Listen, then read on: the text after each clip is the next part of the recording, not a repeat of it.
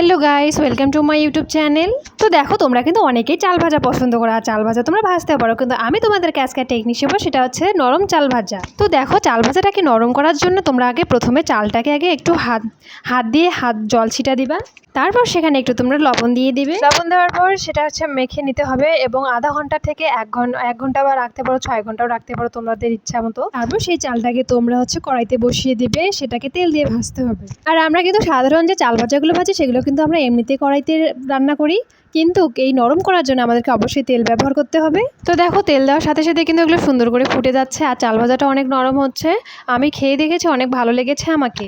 আসলে গাইস, আমিও জানতাম না এটা। আসলে আমি পাশের বাসার এক বৌদির কাছ থেকে আমি শিখে নিয়েছি। তো তোমরাও এটা দেখে ট্রাই করো, কারণ এটা অনেক ভালো লাগে এবং স্বাদটা অন্যরকম হয়। আমি তো ট্রাই করলাম এবং খেয়েও দেখলাম, তো তোমরাও ট্রাই করে বলিও কেমন লাগছে।